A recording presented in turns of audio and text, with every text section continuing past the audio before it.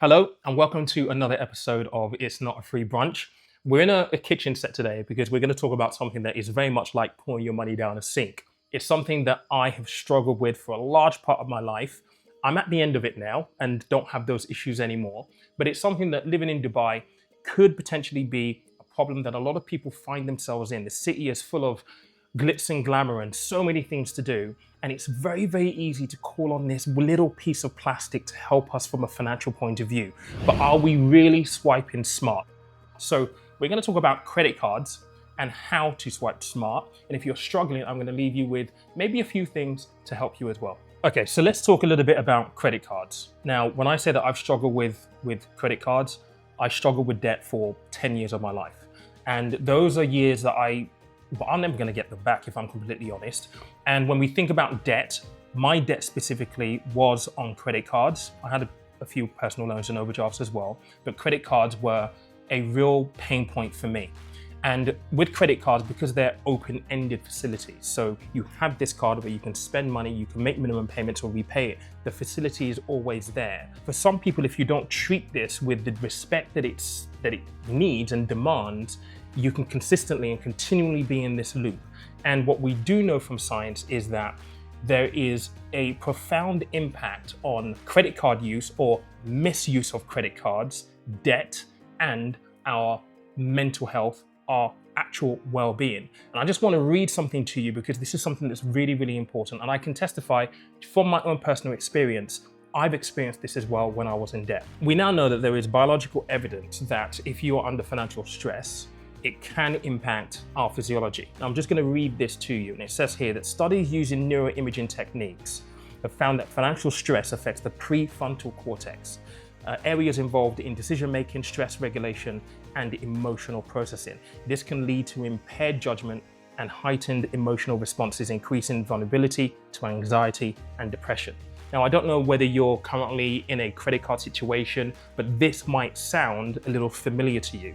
And I can definitely attest that this is something that I felt when I was struggling with debt all those years ago. We also know, according to research, that people in debt are 3 times more likely to experience depression compared to those without debt. And that stat is kind of aligned with how we feel when it comes to anxiety as well. And so for this episode, what I really want to do is I want to leave you with some practical things that can help you on the day-to-day if you are struggling with credit cards. Now, look, I think it's all about the responsible use of credit cards because there are instances where a credit card could do you wonders, particularly if you're using it for things like points. But the practice around collecting the points, using the credit cards and not leaving yourself open to everything we've just spoken about here is really important. So let me just give you my rules for smart credit card use. Rule number 1, and this is probably the most important rule of all, is to have rules of engagement when it comes to your credit card.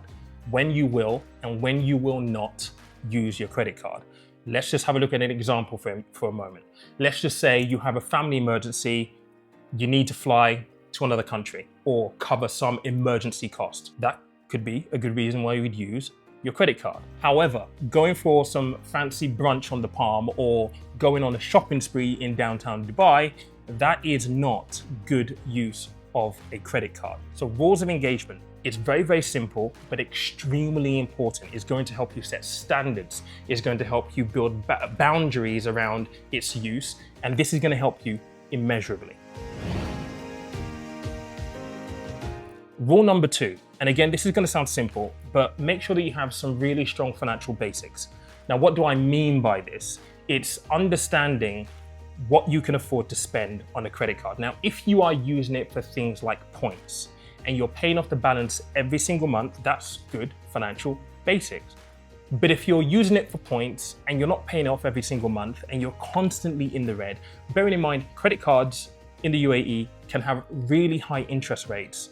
you're dwindling away the money that you are earning, and you're paying interest that really you shouldn't have to pay. So strong financial basics, really understanding how much you can afford on a monthly basis, not overextending yourself, is absolutely crucial. And believe me, this is something that I wish someone had told me when I was 18, 19 years old, when I first got my credit card. I thought the bank was doing me a favor, naively.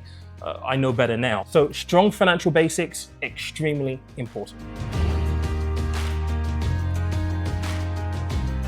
My third rule is where you can automate your payments. I have been there where I've not automated payments, I get busy, I forget to pay the credit card, and therefore I get a missed or a late payment charge. And I know that sometimes people don't like the idea of automating it, primarily because sometimes you're not really sure where your money's actually going and what you've got going out. This is where strong financial basics will help you out. But automating the payment to the credit card just means that it's off your to-do list. You don't have to think about it, it's automatic, and it will help you in the long run.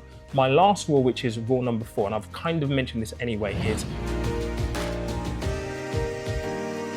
every single month, make sure that you're able to pay off the balance in full. And if you're using credit cards to collect points for, dining out or for flights, this is pretty much the place to aim for, because you can gain all of those lovely points, but it's not putting you in a position where you're going to feel any financial pressure.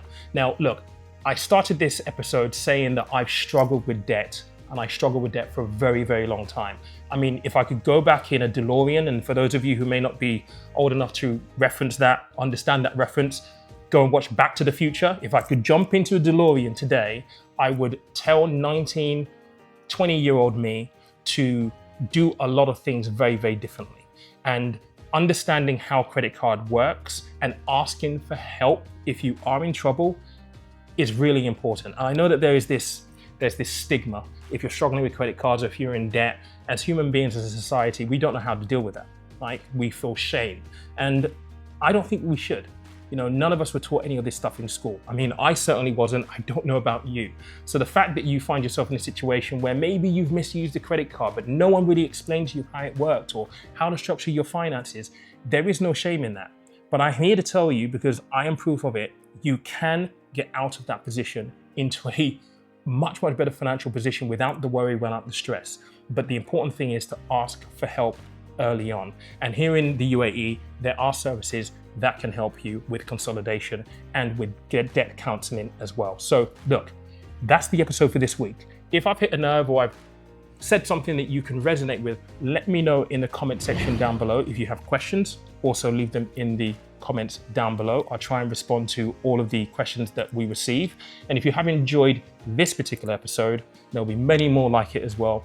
Make sure that you hit the subscribe button, you share, and more importantly, you like the video as well. But I've been Pete. I'll see you next time. Cheers.